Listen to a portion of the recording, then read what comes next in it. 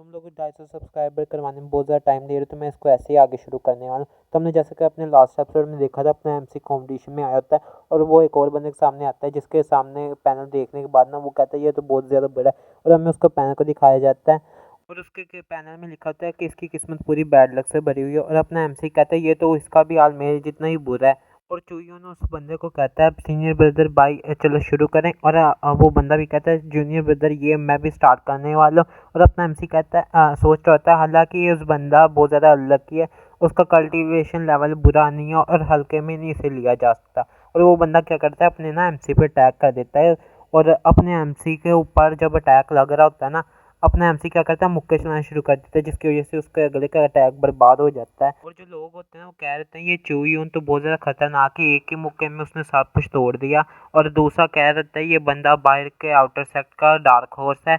और तभी ना भाई एक टेक्निक का यूज़ करता है और अपने क्लोन्स बना लेता है और कहता है जूनियर ब्रदर ये बस एक शुरुआत है, अब भाई तो असली चीज़ होना स्टार्ट होने वाली है। और तभी ना उसका पाँव फिसल जाता है, जिसकी वजह से उन सीधा स्टेज से नीचे जा गिर जाता है और उधर ही आउट हो जाता है। और वो अपना एमसी भी देख के हैरान हुआ था ये क्या किया उसने।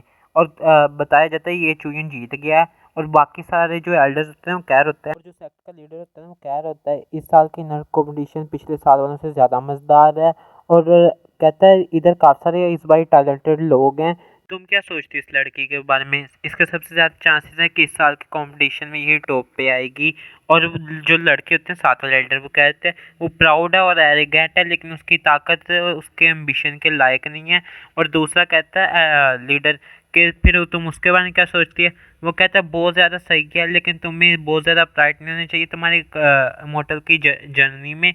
और जो कहता है लीडर ये दोनों क्वालिफिकेशंस काफ़ी अच्छी हैं, अगर तुम सेटिस्फाइड नहीं हो तो एल्डर होंग्स यू मुझे डर है इधर कोई भी नहीं बचेगा जो तुम्हें सेटिस्फाई कर पाएगा। और हमें इस लड़के के बारे में बताया जाता है इंसेस्टर ल्यूयूनल रेड स्लीव्स। और भाई मुझे नहीं पता ये एल्डर है या इंसेस्टर है, इधर तो यही लिखा है क्योंकि ये गूगल की ट्रांसलेशन है, तो इससे फ़र्क नहीं पड़ता। और वो लड़के कहते हैं इससे फ़र्क नहीं पड़ता, मुझे लगता है वो बंदा काफ़ी अच्छा है। और अपने एमसी को दिखाया जाता है जो कि पता नहीं तलवार निकालता है। और हमें वही लड़के को दिखाया जाता है जो कि इसके साथ फाइट करने वाली होती है और कहते हैं हे तुम ज़रूर ये चाहिए ना। और ना वो अपने एमसी कहते हैं तुम लकी यहाँ तक आ गए, लेकिन मुझसे मिलने का मतलब तुम्हारा लक ख़त्म हो गया है। और पीछे लोग बात करते हैं ये क्यों सबसे स्ट्रॉन्गेस्ट है ना आउटर सेक्ट में, और पहले से चौथे लेवल के युआन हाई में पहुंच गई है।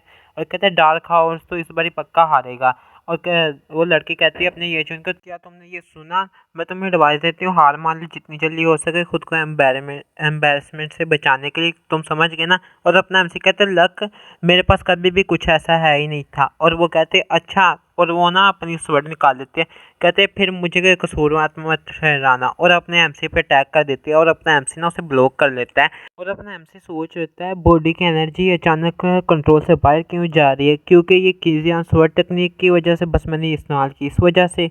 और ना वो क्या लड़के उतना अटैक कर देते हैं अपने एमसी पे अचानक ही, और कहते क्या लगता है तुम्हें तो मुझे हरा सकते हो अगर तुमने बस एक अटैक ब्लॉक कर लिया है, मैं देखना चाहती हूँ कि तुम्हारा लक कितनी देर तक चलता है। और ना अपने एमसी के ऊपर अटैक कर देती है। अपना एमसी एक टेक्निक के जरिए उसके अटैक को रोक लेता है और ना उसके जिस्म से एनर्जी निकलना शुरू हो जाती है। और लोग कहते हैं कि ये बच्चा पागल है, वो ये कियान से लड़ना चाहता है तलवार से, जो ये कियान के इस वक्त हाथ में वो एक मिडिल ग्रेड का वेपन है, कैसे एक मेयर वुडन स्वर्ड जीत सकती है। और अपना एमसी ना उस पर हमला कर देता है और दिखाते हैं उन दोनों के वेपन टूटते नहीं है।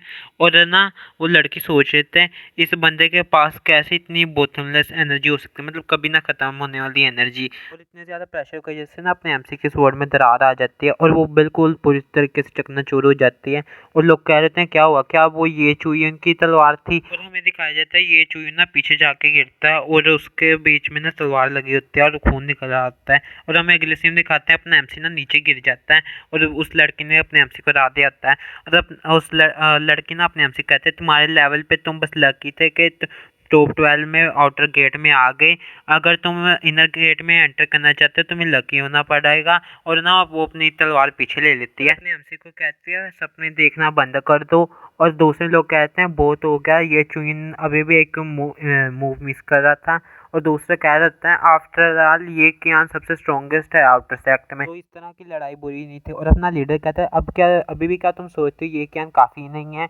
और एंसेस्टर कहती है कब से तुम अंधे बन गए हो? उस लड़के ने अभी बस की जियान स्वर्ड टेक्निक इस्तेमाल किया है, जो कि माउंटेन के वॉरियर्स के नीचे सारे जानते हैं। हालांकि ये मॉडिफाइड है, लेकिन ये मुझे बेवकूफ़ नहीं बना सकती। और उसका वेपन रैंडमली पॉलिश की गई वुडन स्वॉर्ड है, इस वजह से ये कियानो से ज़्यादा ज़ोर से चोट नहीं पहुंचा पाई। और कहते हैं ये बच्चा उसकी ताकत छुपा रहा है। और बस ये आज का एपिसोड यहीं पे ख़त्म होता है और हम मिलेंगे अगले एपिसोड में।